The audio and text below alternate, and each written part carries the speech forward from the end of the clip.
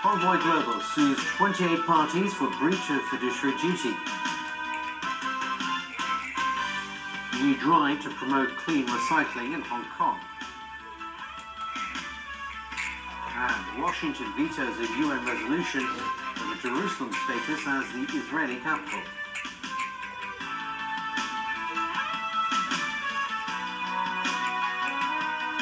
Hello and a very good evening. Legal troubles ahead for three executives at financial firm Convoy Global.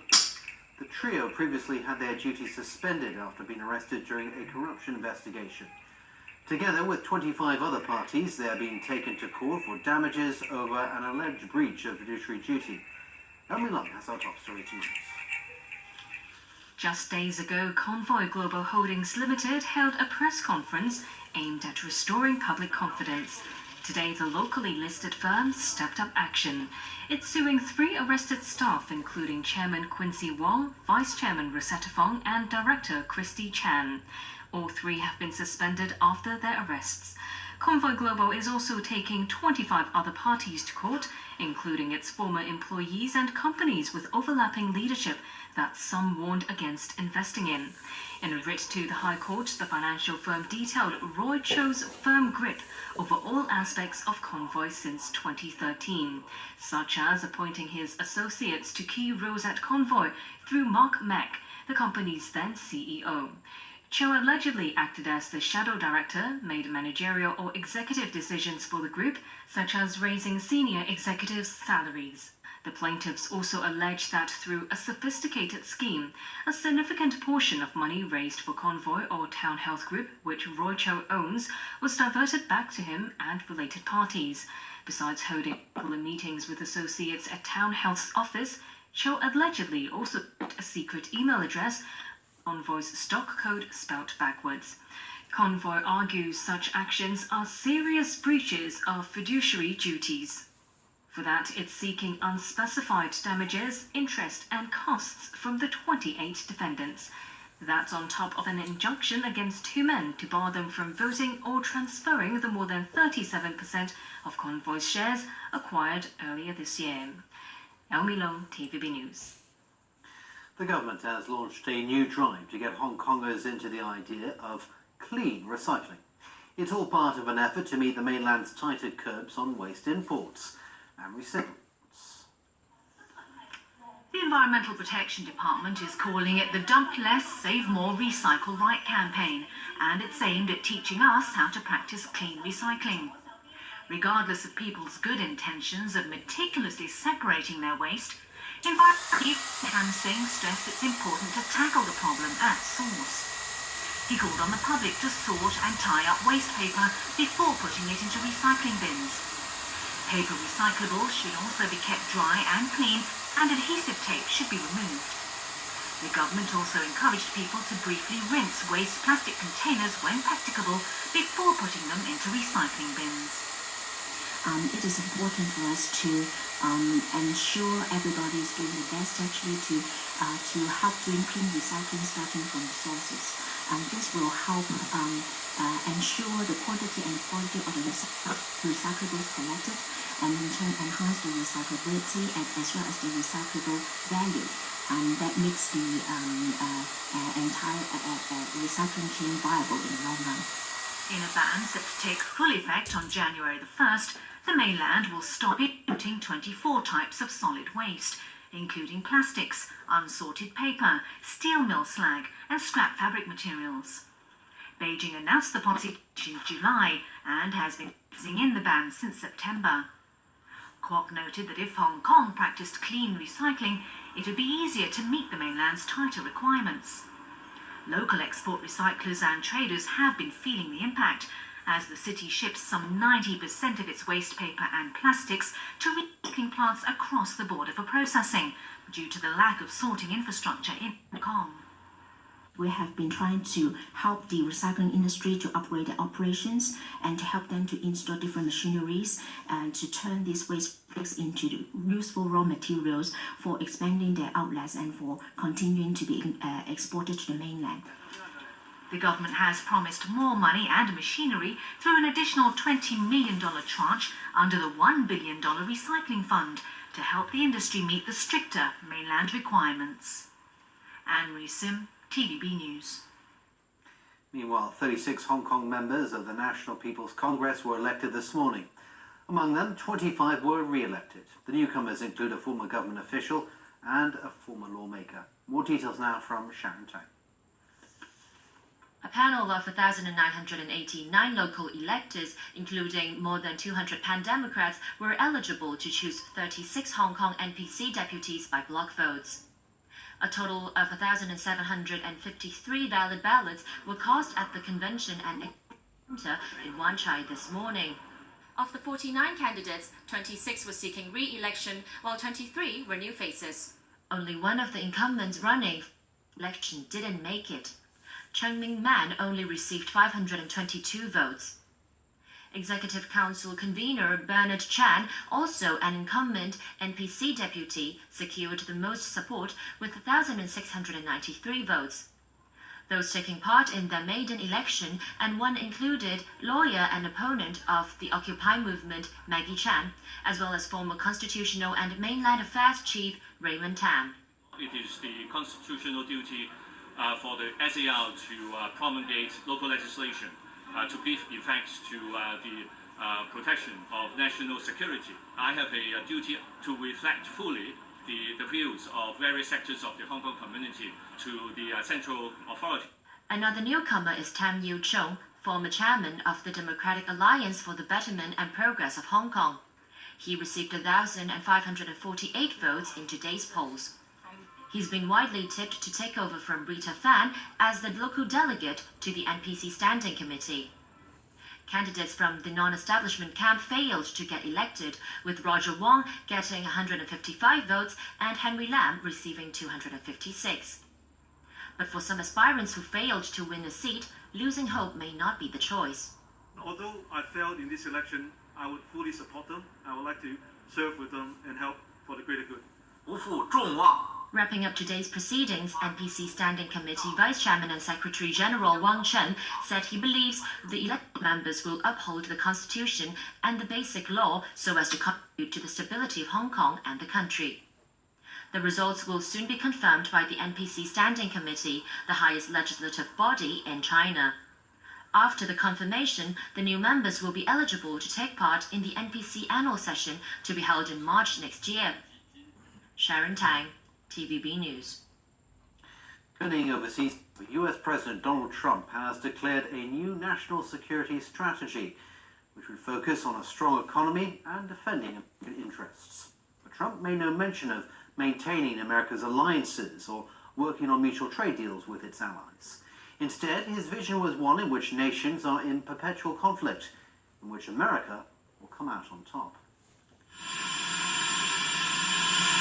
US President Donald Trump says a new era of competition is underway, with China and Russia the two nations which pose a strategic challenge to America's interests around the world. In a speech outlining his administration's national security strategy, Trump promised to build on his campaign pledge of putting America first and ensuring a strong economy. For the first time, American strategy recognizes that economic security is national security. Economic vitality, growth, and prosperity at home is absolutely necessary for American power and influence abroad. Trump's strategy would also focus on protecting the homeland, including another of his famous pledges of building a wall. American strategy now includes a serious plan to defend our homeland. It calls for the construction of a wall on our southern border, ending chain migration and the horrible visa and lottery programs, closing loopholes that undermine enforcement. And Trump says his administration will ensure America doesn't get shortchanged on trade. It calls for trade based on the principles of fairness and reciprocity. It calls for firm action against unfair trade practices and intellectual property theft. But analysts also found Trump's speech notable for what it left out, including no acknowledgement of the threat of climate change. One of the sharpest departures in this national security strategy from previous ones, especially under President Barack Obama, is that climate change isn't highlighted as a very urgent national security threat. Beijing's reaction to Trump's speech was frosty. State media warned today that Sino-US relations will face more pressures and challenges following the decision to label China a rival.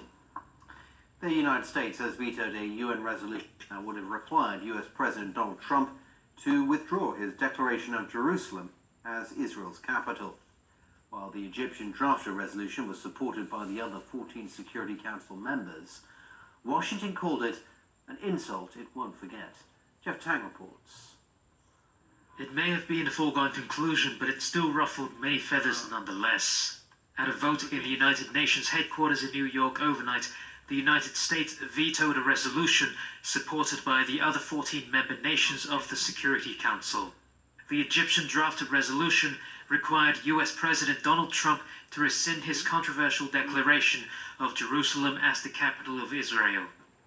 This came 2 weeks after Trump shattered decades of unwavering American neutrality on Jerusalem when he announced plans to move the US Embassy to the Holy City following his declaration.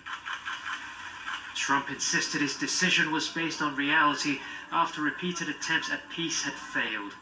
Palestinian ambassador to the UN, Riyad Mansour, said the veto, the first cast by the US in more than 6 years, hurts the chances for peace. With this veto, the United States has missed an opportunity to correct its illegal decision with regard to Jerusalem, and it has persisted in its historic sin, he said.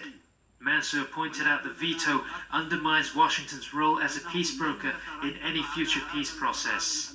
That was all the invitation that Russia needed, with its deputy UN ambassador signaling Moscow's intent to replace Washington as an honest mediator in the Israeli-Palestinian negotiations. To make things worse for the US, close allies such as Britain, France, and Japan are against Trump's decision. An infuriated Washington slammed the resolution and said the rest of the Security Council should be embarrassed. What we witnessed here today in the Security Council is an insult. It won't be forgotten. It's one more example of the United Nations doing more harm than good today for the simple act of deciding where to put our embassy. The United States was forced to defend its sovereignty. The only support from the US came from Israel, who praised Washington for being the only one to push for real dialogue and the hope for peace in the region. In a video posted on Facebook, Israeli Prime Minister Benjamin Netanyahu even likened Nikki Haley to celebrated Jewish warriors that rebelled against their Hellenic rulers. Thank you, Ambassador Haley. On Hanukkah, you spoke like a Maccabee. You lit a candle of truth. You dispelled the darkness. One defeated the many. Truth defeated lies. Jeff Tang, TVB News. Protests erupted across Honduras following an official declaration that President Juan Orlando Hernandez was re-elected. The Organization of American States has proposed a redo of the disputed vote. The OAS, which has sent observers to the country, issued a statement saying it was impossible to determine the outcome with enough certainty due to widespread irregularities in the election. The country's vice president rejected the call for new elections and accused the opposition leaders of acting like children. British Prime Minister Theresa May has spelled out her vision of what the UK's relationship might look like with the EU once the country leaves the European Union in 2019. May was updating British lawmakers on her recent talks with EU officials about the Brexit process. We would not be in the single market or the customs union, as we will have left the European Union. But we would propose that our access to one another's markets would continue as now, while we prepare and implement the new processes and new systems that will underpin our future partnership. The Deputy President of South Africa has been elected leader of the ruling African National Congress, or ANC. Cyril Ramaphosa, who was one of the chief negotiators to help bring an end to white minority rule in the early 1990s, is one of South Africa's richest people. The 65-year-old beat his only rival, the ex-wife of the country's incumbent president, Jacob Zuma, by less than 200 votes. The vote is considered the most pivotal moment for the ANC since it launched black majority rule under Nelson Mandela 23 years ago. Ramaphosa will be the ANC's candidate for the president in 2019, which he is widely expected to win. He faces the task of uniting a party that has become divided up Zuma. The new leader will also have to try and reform a stalled economy dogged by high unemployment. Sports now, and a special night in Angeles. Five-time NBA champion Kobe Bryant had his jersey numbers retired during a halftime ceremony of the Lakers and Warriors game. Growing up and watching all these great players play and learning so much from them, to now be a part of that wall, it means everything to me. And I think legacy is really important in the sense of what we've done is awesome. But I think what's more important for a legacy is how that affects the next generation to come. Now to the game, and Golden State's Kevin Durant scored the game winner with less than 10 seconds on the clock in overtime. The final score was 116 to 114. Durant finished with 36 points, 11 rebounds and 8 assists. Kyle Kuzma scored 25 points for the Lakers in the loss. 我同好多打工仔一樣，每日都搏到盡。退休未諗啊。The NPF Default Investment Strategy, or DIS. Before we go, it'll be cold and dry with a minimum temperature of 12 degrees and a couple degrees lower in the new territories. And that's all the news for now. Thanks for watching TVB. Have a very good night.